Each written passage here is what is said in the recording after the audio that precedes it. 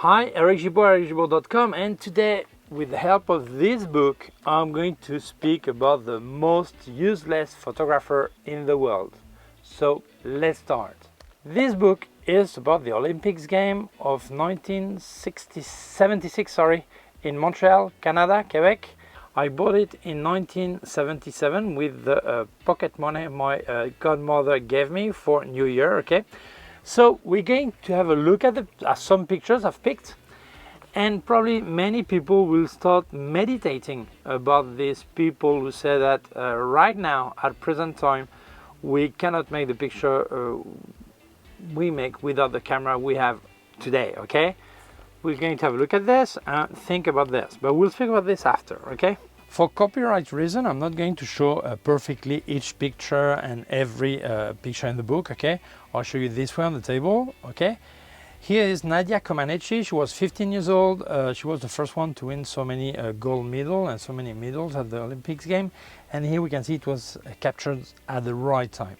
We noticed in the pictures at that time, it was a bit grainy because they need high-speed films to maintain really sensitive films to maintain speed enough to freeze the action. Okay, this is why sometimes you see like a noise, but it's not digital noise; it's a grain. Okay, and we see another picture of the Russian Andrianov, Soviet at that time, and same thing. It's captured exactly at the right moment. Okay.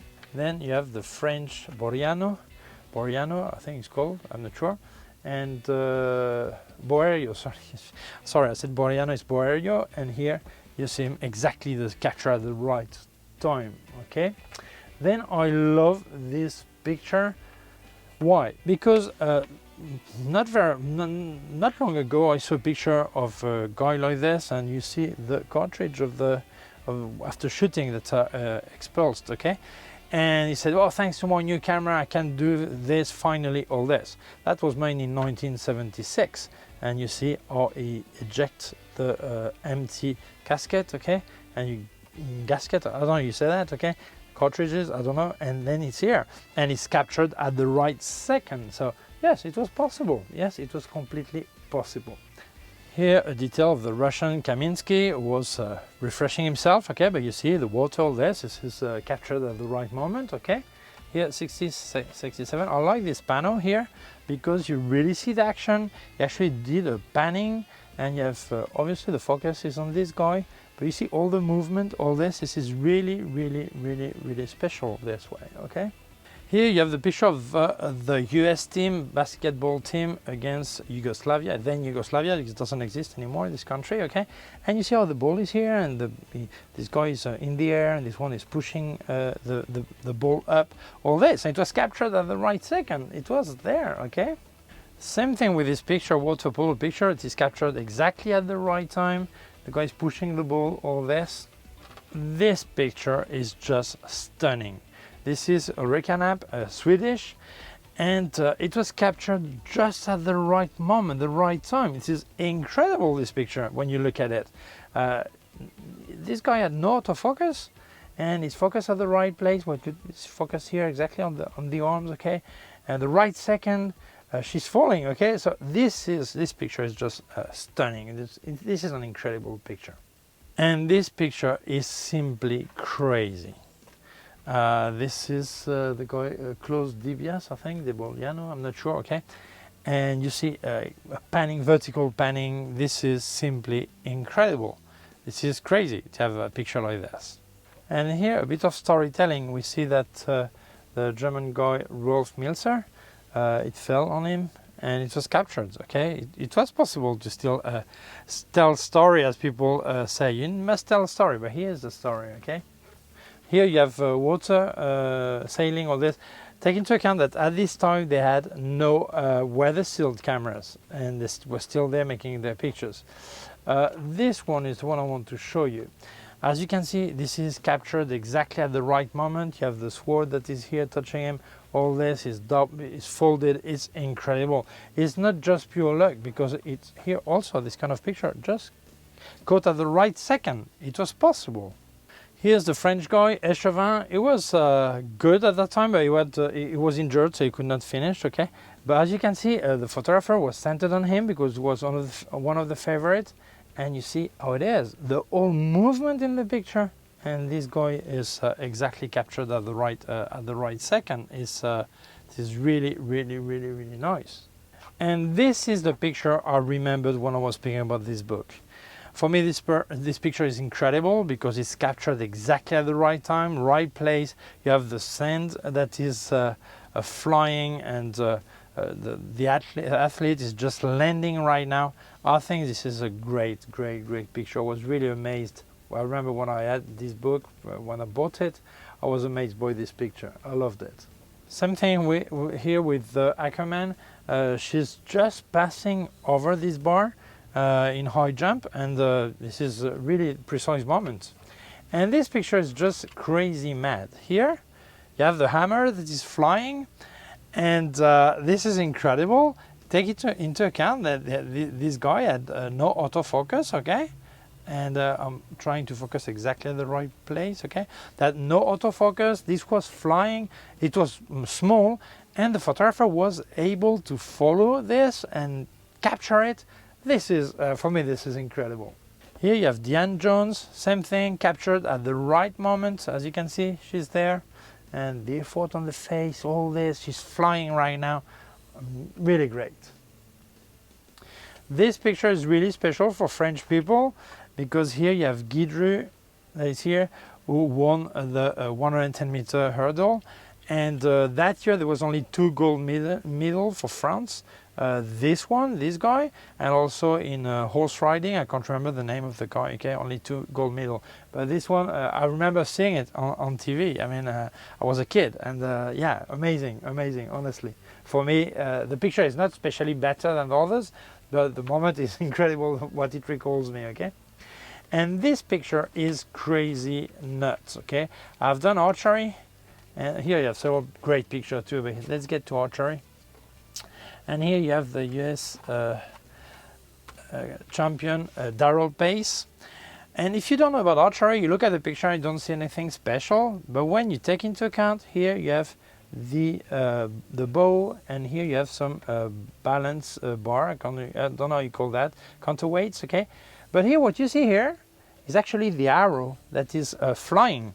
It just released the arrow, the hand, and his hand, and the arrow is flying. It was captured at the precise moment. Wow, that's crazy. That's crazy. I love it.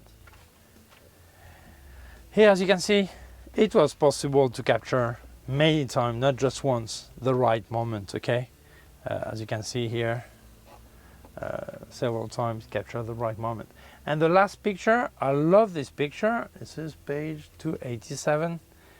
Because as you can see, this is cycling. Here you have this guy that is the center, and all the rest is moving, okay? That's really a special picture for me. So let's speak a bit more about this. So I don't know if you like this selection of pictures, or what is your opinion? But for me, my opinion is that nowadays there are absolutely no picture that we can make today that we could not make 40 years ago, okay? And you see them. These pictures are here, okay? But obviously, the gear they had then was a lot less fast, a lot slower. I would say less fast. They could be slower, no autofocus.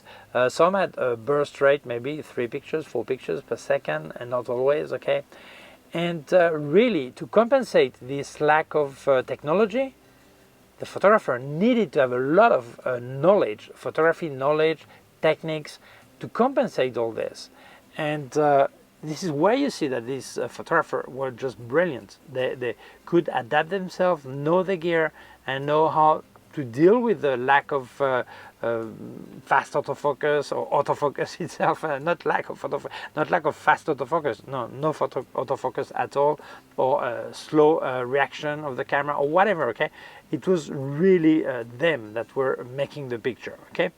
Obviously, we need to be honest, and we mustn't forget that the picture you see here are the best pictures, okay? there were a lot of missed picture, a lot more than nowadays, okay? Because obviously if you have just one opportunity to make a click, if it's too early or too late, that's over, okay? When you have a burst rate of 15 pictures per second, you're likely to have the right picture, okay? So obviously we don't see the missed out, okay? But that doesn't mean that some people say we could not make the picture then. Yes, we did make them then, okay? They're here, you've seen them, okay? Also, I noticed that pictures at that time were a lot more unique. If you had 10 photographers on the side of a field or a sport field, yeah, they each had different pictures. Why? Because the technology was limited, so they had to make some decision, and they did not make all the same decision. Some people would do some panning, others try to freeze one thing and not the rest, all this. It was a lot different. 10 photographers really had 10 different pictures. Nowadays, you have on a football field, you have 10 photographers, they all go, and they almost have the same pictures. Maybe different angle, maybe a bit framed closer, larger, whatever. But they're the same pictures. They all have the same pictures. At that time, that was not this way. Each photographer had its own style, own type of techniques and knowledge, all this. And pictures were really unique. Even if you had 5 photographers of the same event, they had 5 different pictures. And nowadays, that's not true. That's not this anymore. And also, you notice that the fact that they had a limited technology, they would play with it to make the picture a lot more artistic. Nowadays, you see a lot of frozen picture, no movement in the picture. You don't see a hand that is moved. Everything is frozen, okay? But at that time, that was not possible. So the photographer had to decide, I cannot freeze the action of 5 runners at the same time. I can do a panning on one, but they don't all go at the same speed, so some will be blurred and one will be fine. And you had to decide. So this picture look a lot more artistic, a lot not just frozen sports, really a lot more. You see more movement, more action, all this. Or the one with the bicycle at the end, you see all the wheels like this. This is a lot more artistic. You see, this sport photographer were really playing with the limitation of their gear and keeping the artistic side of photography. And nowadays in sport photography, very often it's not the case. Very often it's not the way it works, okay? When I said there is a lot more noise grain in the picture, at that time that could be a problem, but most people didn't care about that. They were watching the guy that is jumping or the guy is falling or whatever. They didn't mind this. Nowadays, with new technology, everyone is looking at the pixel and the grain and the noise, all this, instead of looking at the picture, okay? But even though, if we rescan this picture nowadays with the software we have on our computers, we could perfectly clean this noise. And you will see that these 40 years old or almost 50 years old pictures are a lot better than the one that I made right now, okay? Some people will get offended, but well, that's the way it is, okay? So honestly, I don't know your opinion, but for me, this picture proves that knowledge is really the key to the success in this kind of photography. So you're probably wondering, who is this worst photographer in the world? Well, don't get offended. That could be you, that could be me, but it's probably anyone that says that without the latest technology, you cannot make that kind of pictures. Because I hear that so often. People, no, but if you don't have the latest camera, you cannot do action photography, you cannot do sport photography. No, that's not true. You've just seen it. You've just seen it. So honestly, I think there is absolutely no picture that could be made, that are made today that could not be made 40 years ago. It is possible, okay? So why do they say that? Well, first, I think they ignore the history of photography, and they could actually check, like I have this book and many books like this exist and pictures on the internet. I don't speak about landscape and portrait. I speak about action photography, sport photography. You see picture of 50 years ago, 40 years ago, and you see the pictures that were made then. So they could know that it was possible, okay? They should know that, okay? And so I think they say that first because they ignore the past. They don't put interest on what was made before. They think only the latest technology works, okay? Second, because I think they're not self-confident. They feel that they will miss a shot, so they need the latest camera, the latest lens, the latest whatever. They need it, okay? if they learned a bit more about photography and they would spend time knowing the gear, they would know how to compensate the lack of technology and get the right picture anyway. And I think this is another reason that they say that, because they have a lack of confidence. I think they cannot make pictures, basically, okay? But obviously, I fully agree that if you have the latest gear, it's safer, it's easier.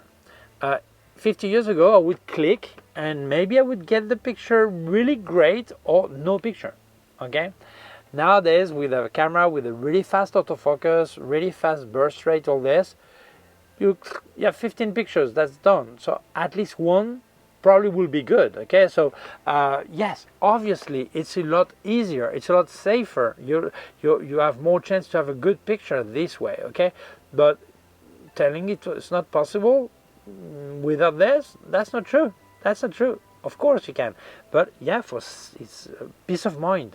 You know that you're really likely to get the right picture. I understand that. I value it, okay? But saying it's not possible without it, that's not true. And for me, the important that it is that you know your gear. You know its limit. You know its assets also, because sometimes there are many things that you have on your camera you don't actually use that would really help you, and you're not using them. And on the other hand, sometimes there are some limits, and you think it's not possible, but if you think a bit, you would find a way around, a different look, different style, different moment, different whatever, and get a great picture anyway. So it's important that you know your gear by heart, okay? And you really work on it and spend time practicing, testing all this. And for people who have the latest camera, the latest technology, they never miss a shot. That's true. They always have the guy that is the right second, okay, or the girl, the right second, freezing the shot, all this. They should spend time watching this kind of picture, because these pictures they make right now are technically great. The guy is frozen, the action is perfect, the focus is perfect, all this. But there is no life in these pictures. You see all these pictures from 1976, they have movement, they have life, they have, yes, you feel the effort, you feel everything. And we miss that, we miss this. Right now they just, and that's it. They just, guys who go freezing people around, okay, action, I freeze you, and there's no life anymore. So for me, I've said all the time that for me, photography is not art. It may be an artistic side of it, but it's not pure, it's not art for being photography. It's more than, you need to do more to be art, okay? But still, that's another debate, okay? But still, I think it's important to add this artistic side in the picture, even if it's sport photography. When you see this movement and these runners that are moved and just one is frozen, all this, they stop doing this. And that was giving something really special to the picture. They don't do that anymore. Why? Because the camera helps them so much that, yeah, everything is frozen and that's it. And they have no life. Then these pictures are not as good as they were, in my opinion, obviously, okay? So I think, I don't say you have to change completely your style, but if you have this great camera that frees everything and don't miss autofocus ever, still, learn how to give life, give some movement to your picture, make them special, make them unique. Not the same picture as the photographer next to you that has the same camera and gets the same result. Make them special, make them yours, okay? So that is my advice. So, and my opinion. So don't get offended if you had this way of thinking. Maybe start thinking again, and you'll see that give more on your side and count a bit less on your camera, although your camera may be great, okay? So thank you very much for watching this video. If you feel it may interest other people, please share it on social networks. If you have not done it yet, please subscribe to my YouTube channel. Or button down here is a small bell. If you click on the bell, get notified when I upload a new video. My website, ericgibaud.com. If you have any question, can leave a comment below. Also leave your links of my gear on Amazon, links of everything I reviewed by K&F Concept, Sandmarc and Flashes by Westcott, more affiliated links, and a link to my PayPal account in case you wanted to make a donation. Thank you very much. Please take care of yourself and see you soon. Bye.